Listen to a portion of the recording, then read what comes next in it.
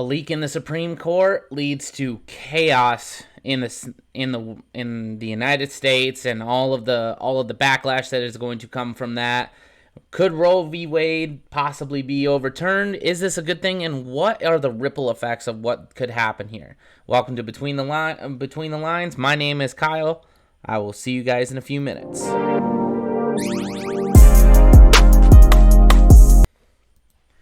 So, if you have not already, make sure that you like, share, and subscribe to this channel. I have added all of my social media accounts to the description. If you guys have not already, go subscribe there. My most active platform is TikTok and Twitter. So I hope everybody's having a fantastic Thursday. Originally we were planning on doing an episode yesterday. But with everything that's kind of going on in my life right now, I'm trying to move my girlfriend down here to South Carolina.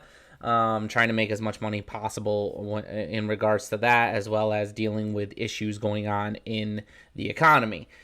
But you guys didn't come on here to listen to my problems. Let's talk about the issues going on right now. So if you haven't been living under a rock, you understand that in the United States right now, the past few weeks, there's been some controversial stuff being said both in the media, by politicians, and by the Supreme Court. The controversial thing is that Roe v. Wade, it was in the works that it was possibly going to be overturned. Now, I've talked about this a little bit in previous episodes, where essentially a draft was leaked. According to multiple news sources, a draft was leaked. It was talked about by multiple liberal media sites, such as the New York Times, the Washington Post. All of them confirmed that it was a leak, which is unprecedented in Supreme Court circles, right? Because the institutionality and the institutional honor of the court has now been put into question, because a liberal, we're assuming that it was a liberal judge, because when leaks tend to happen, typically it is of the left side of the aisle. Now it is what it is. A liberal or conservative justice, could be either one, but I have my assumptions as to who it could be. That one of their understudies, I don't know what you would call them, but one of their understudies essentially leaked out the draft of Samuel Alito's decision to overturn Roe v. Wade. Now, what exactly has led to this craziness that has gone on in regards to the craziness that has gone on in regards to, well, what is going to happen now, since the bell can't be unrung, so to speak. So what happens now? Well, now the abortion case has just been blown wide open, right? And now, so you have extremes on both sides, right? Me as a conservative, I am very much a pro-life person. I will explain why later, but I think it's important that we discuss both sides' view on things before we go forward.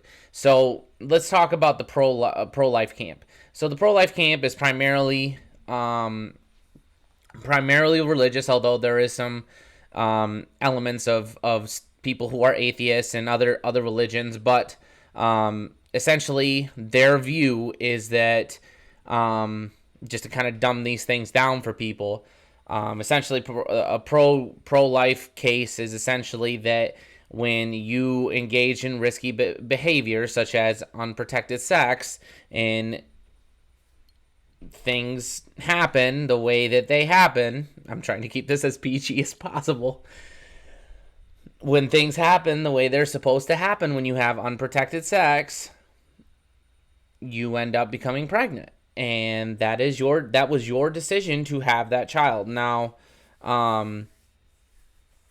when it comes to the pro-life camp as well, they believe that a baby is essentially born at conception, so that life begins there. Therefore, those rights of that child and the person that that child is supposed to become is born at conception. Okay, so that is the basic pro-life stance. Just dumbed it down as much as possible. In the other camp, you have the pro-choice camp, which is essentially, you know, you've heard my body, my choice, right? So people in the pro-choice camp believe that because this is their body, they should have full control over their own body. And essentially, regardless of the situation that they are in, they should be allowed at any point to terminate the pregnancy for whatever reason, for health reasons, for reasons that may be unknown to other people, for the cases of rape and incest, for the cases of, whatever, right? So they just essentially believe that this is their body and they get to have a choice over whether or not that baby comes into fruition. So you have these two opposing sides, and a lot of people are kind of in the middle. So I saw a study the other day that this was, I believe this was off of a Washington Post poll, but essentially what it said was people in the in the early stages of pregnancy are more pro-choice, as opposed to in the later stages of the pregnancy, they're very pro-life. So somewhere in the middle, everybody's kind of, the waters have been kind of muddied, so to speak. So between those two lines of the beginning stages of the pregnancy and the very ends of the pregnancy, that's where the stipulation, that's where the conflict is happening. So let's talk about my stance. Okay, so my stance is very much in the camp of the pro-life camp, but I am not without, I guess not without changing. My mind can change. Okay, what I mean by that is, if you choose to have risky behavior, if you choose to pursue risky behavior, for example, if I'm driving 100 miles an hour down a street, right, I bear the full brunt of the responsibility if I hit somebody walking out into the street. You go to jail for that, right? So you hold 100% accountability for that.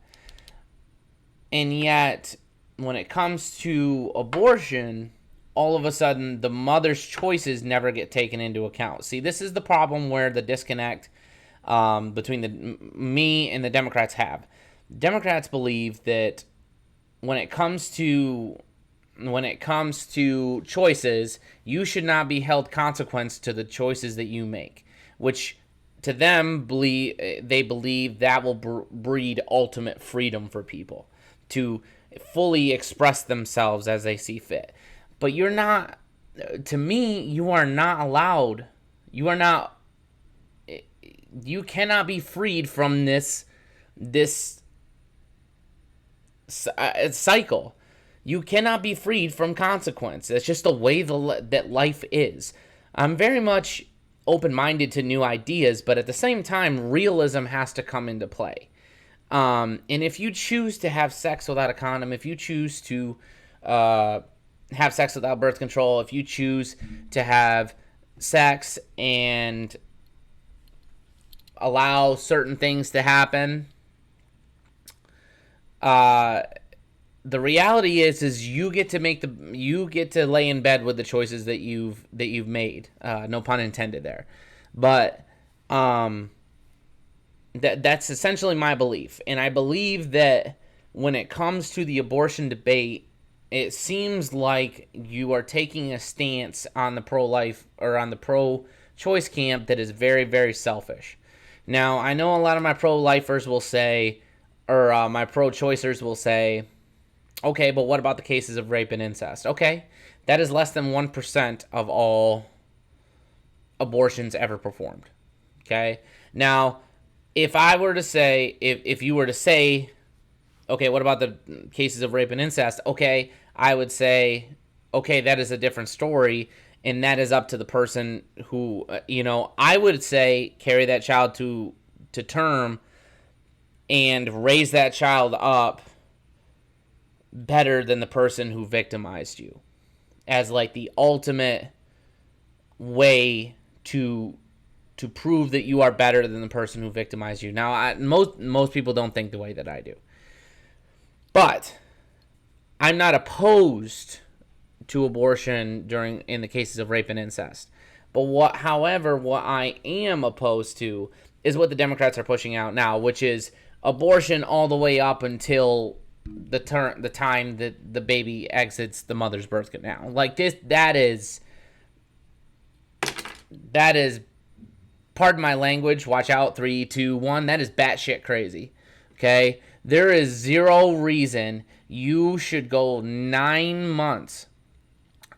Let's just make it conservative and say 8 months, 7 months, and say, I want to terminate this. And on top of that, not have it in the husband or the boyfriend involved, not have a single say in it when it takes two in order to make a baby. The whole idea that women just get this choice all by themselves, that's not true. Okay? If that was the case, then if women said we wanted a divorce and men said they didn't want a divorce, sorry, they cancel out. You're not getting a divorce until you both agree you either both want to be in the marriage or out of the marriage. That's not... I don't understand why in this case we take a completely different perspective as opposed to someplace else. Nobody is forcing you to do anything. The government is not forcing you to do anything. This is the most irritating thing to me as somebody who kind of looks at things from a very black and white perspective. I grew up in the upstate woods of New York. A lot of times things are just black and white. Sometimes there is a little gray area there, but in this case it is just black and white. If you choose to have sex without a condom, okay, and you choose to do promiscuous in high-risk behaviors, you're going to have a bad consequence. That's just the way of the world. If you continue to gamble, for example, eventually you're going to lose, and you're going to lose big. So why do we take this stance with anything else? Is it true that if she doesn't have sex, or she doesn't choose to put a condom on, or for him to put a condom on, or hold him to a standard that, sorry, you need to wear a condom, or you need to, or a standard that, I need to be on birth control. Like, I understand that there's women out there that they can't take birth control for whatever reason. They're allergic, for example, or they, it causes them to gain weight or whatever, right? I understand that, and I know that there's some women out there that are allergic to latex. Listen, there are multiplicities of different options for you, including just not having sex and being married to the person you're having sex with, and you solve that problem. The reality is that people don't want to be held to a particular standard. They want to be able to change their opinion. This is my belief. Change what they want to do on a moment's notice. Sorry, that's not the way the world works. Okay, you have to be held accountable to the standard in which to the standard of which the next person and the next person and the next person are held to. Now, what does this mean? What is Roe v. Wade? So most people actually don't know what Roe v. Wade actually is. The whole thing with Roe v. Wade is that essentially what you are going to find out is that people are, when it comes to the Roe v. Wade case, it's very, very simple. So let's kind of switch over real quick. I'm very much a fan of making sure that we're kind of looking over this stuff, but let's dive into the articles. If you have not already, make sure that you like, share, and subscribe to this. I would like to make this a full-time thing at some point. Just posting every single day, whether it's 5 or 10-minute clips or 15-minute clips or 20 minutes or 30, 40, whatever you guys want. But make sure that you share to other people, encourage them to to spread the word on this podcast. It's very much geared towards schools, but when there's nothing going on in the case of schools or school topics to talk about, usually I tend to branch out into culture and what's going on in the world, because politics is downstream from culture, and I'm far more interested in what's going on in culture and person-to-person interaction as opposed to what's going on in politics, because we already know that all of them are a bunch of sleazebags. Anyway, so let's kind of dive in here.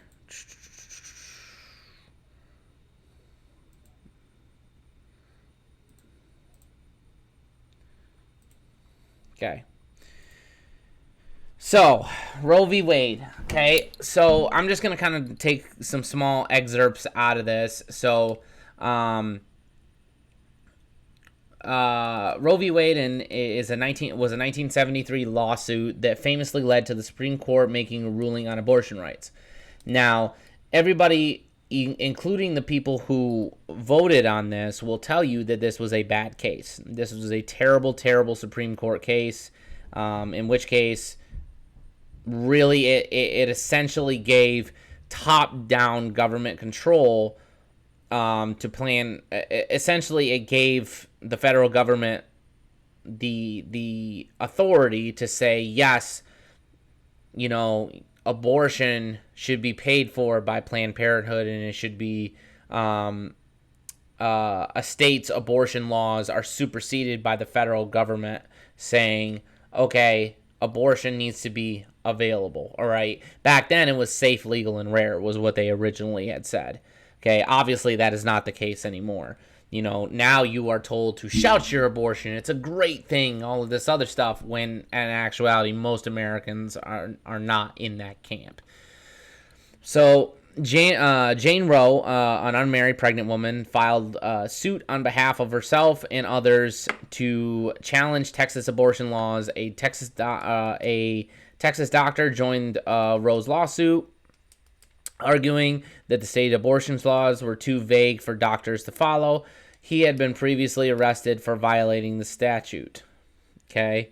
At the time, abortion was illegal in Texas, unless it was done to save a mother's life, which is the case of most pro-life people. Most pro-life people are not these crazy people that no, you have to give your life, you should have a kid. Most people don't think that way. Okay, that is a very, very, very, very, very small amount of people that think that way. Nobody would ever expect you to. In the case of if the mother's life, for example, if my mother's life was in danger and I was she could not have me, I would fully expect her to make the same decision. Okay? Now, that may mean that I'm not here, but that also means that she is still alive to be able to try and have another baby as well. Okay? It just doesn't make any sense to follow, to keep the baby even if the mother's life was in danger. It was a crime to get an abortion or attempt one. In Roe v. Wade, the Supreme Court decided two important things. The United States Constitution provides a fundamental right to privacy that protects a person's right to choose whether to have an abortion. Okay, and this right to privacy is essentially where you get the Same-Sex Marriage Act, right? Which is an important piece of legislation, because to me, it doesn't really matter who you love. You should be able to get married regardless of what everybody else thinks. Now, do businesses have the right to say, no, I'm not going to, for example, I'm not going to cater to your same-sex wedding? It's against my religious beliefs. They are within that right. but that doesn't make them lesser people because of it. It's just that is the diktats of their religion. Okay, and even though most religions don't say that. So, let's see here. By the way, this right to privacy that a woman it protects a person's right to choose whether to have abortion, that's not true. Okay, nowhere in the Constitution does it actually state that you have a right to get an abortion. There was no this Roe v. Wade is a terrible piece of legislation. Okay, by all metrics, right up there with Brown versus Board. It's bad. It's bad precedent, right? But the abortion right is not absolute. It must be balanced against the government's interests in protecting the health of prenatal life, which is true. Okay. In my opinion, the federal government has zero adjudicating power in the rights of when it comes to abortion. What is actually going to happen. So, if we were to kind of scroll down here, which by the way, if I'll leave this in the link, this is a fantastic piece of literature. If you have not, it's on Find Law by the legal professionals. If you have not had the chance to sit down and actually read the court case, I highly recommend that you do it. Reading court cases usually kind of is really, really helpful in the case of being able to submerge yourself in the thinking of what was going on that day in the courtroom. And we all love court dramas, right? So highly recommend that you look into that. All right. So the state put forth three main arguments in its case to defend the abortion statute, and this is talking about Texas. States have an interest in safeguarding health and maintaining medical standards and protecting prenatal life, which is 100% true. A fetus is a person protected by the 14th Amendment, which is also true. And here's why a fetus is a person, because if you were to just go about your daily business, that fetus would turn into a full-size baby. Okay? Nowhere else do we say, "Oh, at this point it's not a person, but at this point it's a person." We have in previous times in American and human history said that, "Oh, at this point this person's not a person, but this person is." Okay? I don't need to give you examples. Many examples can probably pop right up in your head. Okay? So Roe claims absolute privacy rights. Okay? So here's the problem that I find with Roe. Jane Roe and the others involved based their case on the following arguments. The Texas law invaded a person's right to quote-unquote liberty under the 14th Amendment. Not true. Texas law essentially just said the same thing that I said a few moments ago, which was if you choose to have unprotected sex, you should bear the consequences. That's literally it. The Texas law infringed on the rights of marital, familial, and sexual privacy guaranteed by the Bill of Rights. No, it does not. It literally states if you have unprotected sex, okay, the state has an interest in protecting the life of that child because that child is a human being. That's literally it. If you don't have unprotected sex, chances are that nothing is going to happen. Okay? The right to an abortion is absolute. A person is entitled to end a pregnancy at any time, for any reason, in any way they choose. That right there, pardon my language, 3, 2, 1, is bullshit. Okay? You do not get the chance, you do not get to say, you do not get to play God and say, "Oh, I want this pregnancy to end now. I want this pregnancy to end now." No. Okay? If that's the case, then don't have sex. And get married to the person that you want to get married to, and then you can have sex to your heart's content. But be an adult and choose to take a higher road because we have become lazy as a society and we choose to take the easy way out and choose to be unaccountable to our own actions. How did the Supreme Court decided Roe? Okay, so essentially, the way that this works, so the court split the difference between two arguments presented. First, the court recognized that abortion does not fall under privacy rights, which is true. The constitutional right to privacy comes from the Due Process Clause of the 14th Amendment. The Due Process Clause does not explicitly state that Americans have a right to privacy. However, the Supreme Court has recognized such a right going all the way back to 1891. Just 1 year before Roe, the Supreme Court had held that in a constitution for a free people, there can be no doubt that the meaning of liberty must be broad indeed. In Roe v. Wade, the court decided that this right to privacy extends to control over pregnancy. And this is where I have a problem with it. See, the issue is when you choose to, again, ad nauseum, okay, your liberty ends when you decide to do risky behaviors that create another human being. At that point, your liberty has now been curbed. Because any parent will tell you that they don't get to do whatever they want whenever they want to do it. Because guess what? They have children. And children, for those of you who have never had any, okay, and for any of my teachers out there, we know that it is extremely taxing, and you do not get the choice to choose what you want to do when you want to do it, which is why having kids should not be something that you just do willy-nilly. It's something that you have to plan for, put a ton of thought into. It's something that you have to make sure that when you choose to have a children, that you have thought out every possible conceivable notion and understand the weight of your decisions. Okay, so if you have not, essentially, read through this whole stuff, I highly recommend. That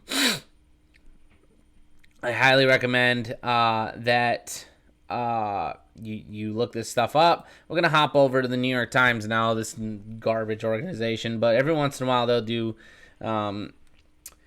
some good. I guess I wouldn't say good. I would say they do.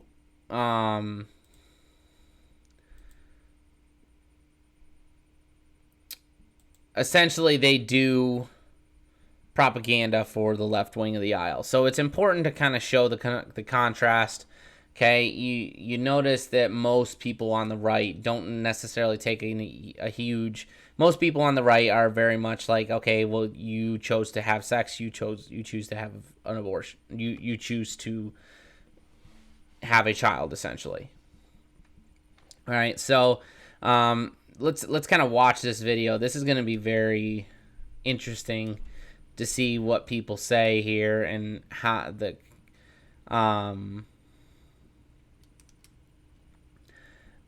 this is the new party line as well. Abortion is healthcare. No, it's not. Okay.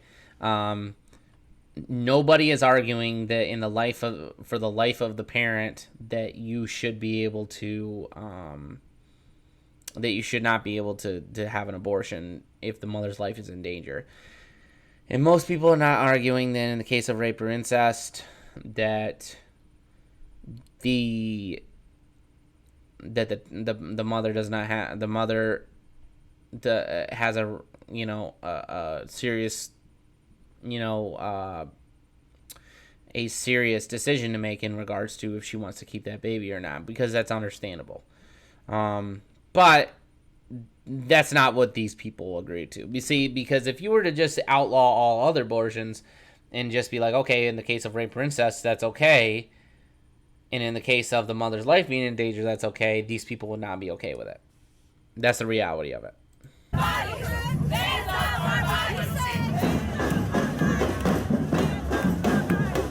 Abortion is simply healthcare to me, and I think it should be treated as that. I think that should be an option for every person that needs to have an abortion. That should always be an option. It should never be taken away from them. No. Sorry, I feel like I'm gonna be stopping through all the time throughout this. Sorry, but you don't get the chance. You don't get the choice. Okay, this is bothering me, so I have to say something. You see your girl right down here at the bottom left of the screen. Like, does she look like she's having kids anytime soon? Come on now, girl, you got to get yourself together. Stop with the crazy hair. Go out there, get yourself a nice woman or a nice husband. Come on now. But anyway, so no, sorry, but you don't get to choose when to have an abortion when it results in the life of another human being. Okay, that's just, you don't get to do that. And it doesn't help that Planned Parenthood, for those of you who don't know, Planned Parenthood writes the curriculum, yes, the Planned Parenthood that results in, abortion, that deals with abortions and positively looks at abortion as a way to make money, and gets federal grants and is federally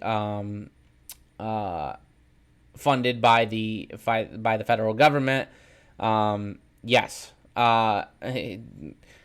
The Planned Parenthood organization, yes, gets paid for by American tax dollars. You probably didn't know that. You can find that on any news outlet that's been proven 100 times over. It's funny that women vote for freedom, for democracy, for Democrats. Okay. And then there's another one, free abortion on demand without apology. That's crazy. Okay. You don't get to have a free abortion. It's like free college. Okay. You don't get to walk through this life without having any sort of skin in the game. I'm sorry. You don't get to make a choice and then everybody else has to pay for it. No.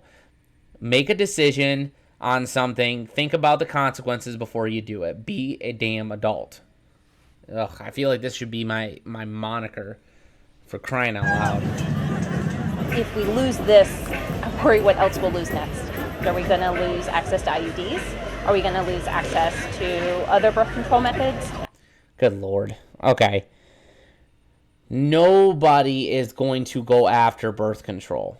Nobody is going to go after birth control. Nobody's going to go after gay rights. Nobody. Literally 90% of Americans believe that there needs to be restrictions on abortion after a heartbeat. Let's just say that.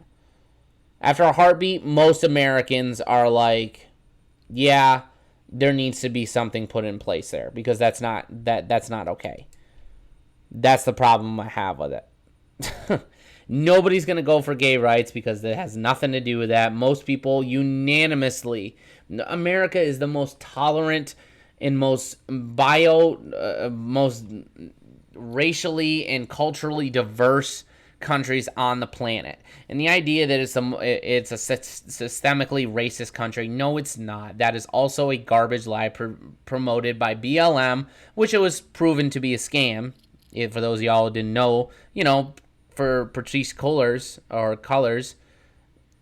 don't know how to pronounce her last name, but buying stupid amount of mansions, and then $60 billion of money that was donated never went to, I don't know, it never went to the black community down the street from me, which it should.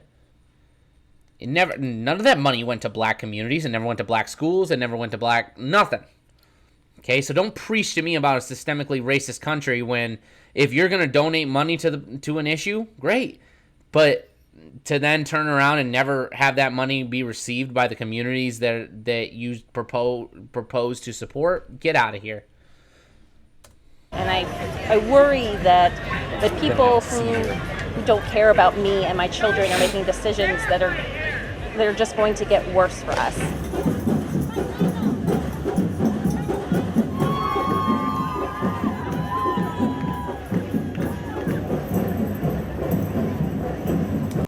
I find it hilarious. That anytime that when it comes to issues and when it comes to Democrats, their number one go-to is issues in regards to in they automatically go to race and sex, as opposed to just producing a logical argument. I just find that hilarious that it, for the side that's so tolerant, they're certainly not tolerant of other views, and yet they put people in positions for their skin color and their sex, which I thought was something that Martin Luther King kind of strived for us to move away from. But I'm just some country boy hick from upstate New York. What do I know?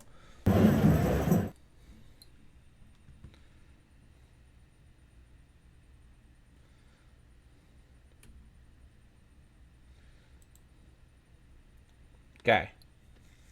What if? So,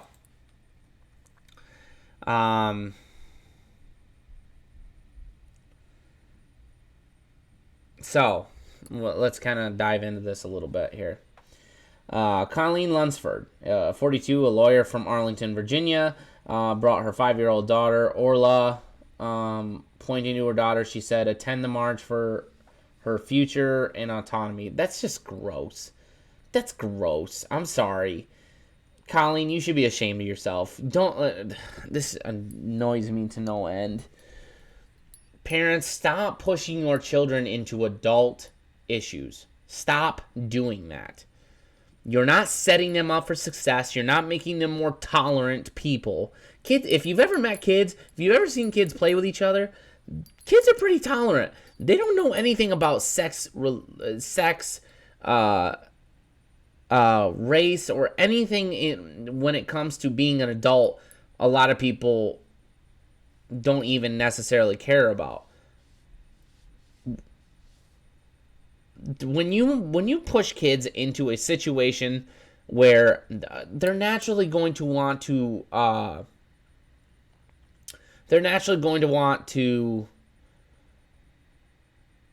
what's the word I'm looking for? Make their parents happy. Stop doing this garbage. God, nothing annoys me more than a parent who's trying to live through their kid.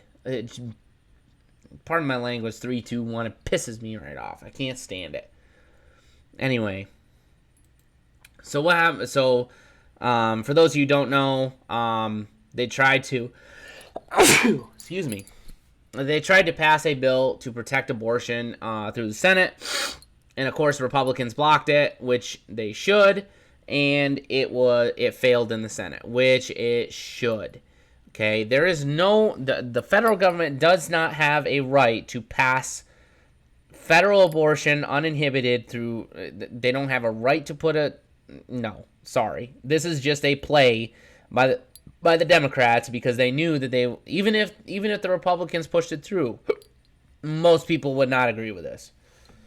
So, what's Americans' view on abortion? Well, let me do this. Oh, yeah. Okay.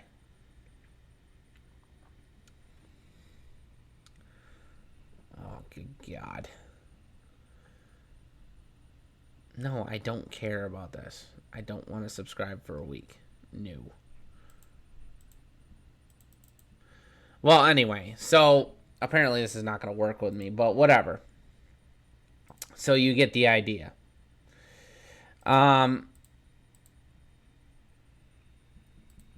Essentially, the main crux of the argument are that there is no federal right to an abortion. I'm sorry, and the idea that Planned Parenthood should be teaching sex ed in schools when they have an interest in it.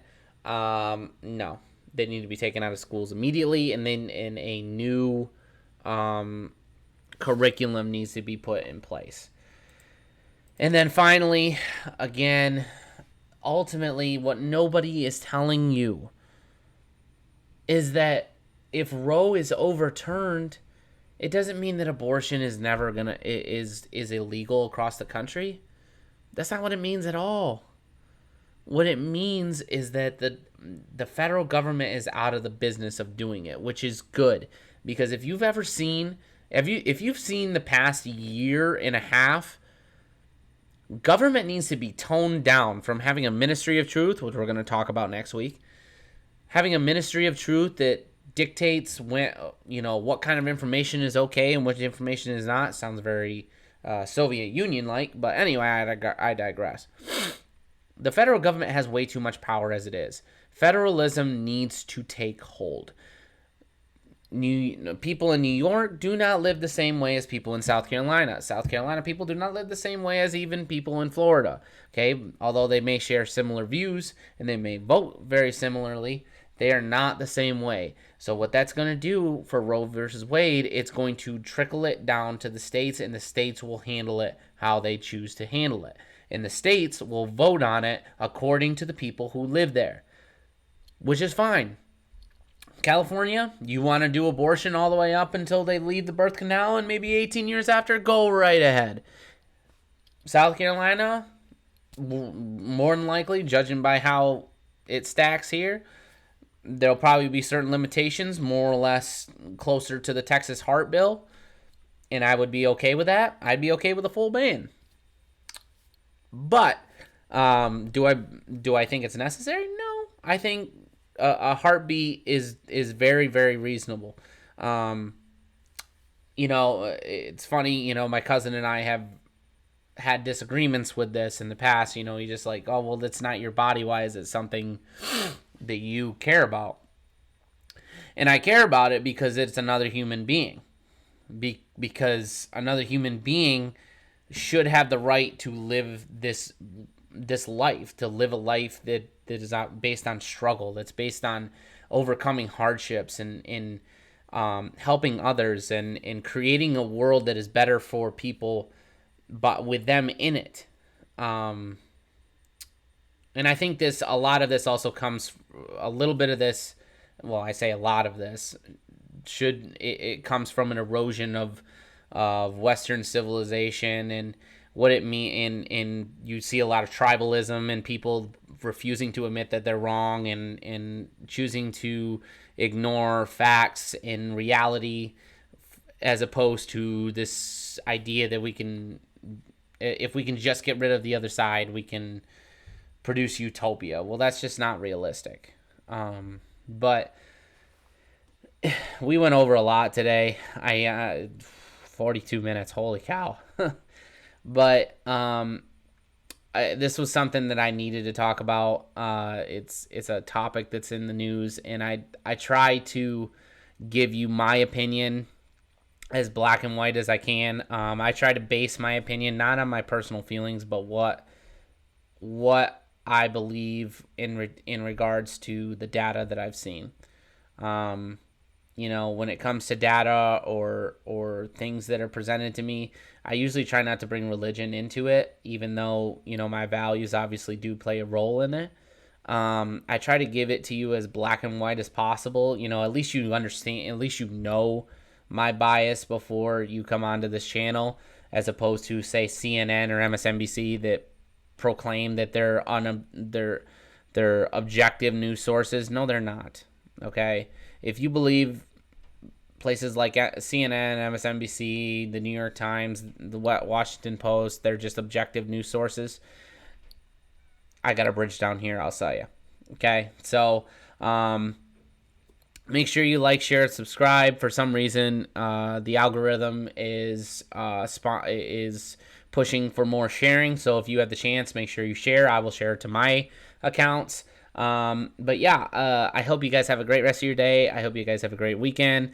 For those of you blue collar guys that are still working your tails off at this weekend, be careful out there. For those of y'all who are kicking it back and relaxing this weekend, okay, soak back, enjoy that beautiful weather that we're going to be having. I know it's going to be 99 down here in South Carolina, so I'm going to be sweating my tail off. I'm going to be going over to Augusta to help my cousin with some HVAC stuff, as well as maybe doing some Lyft driving to make some money.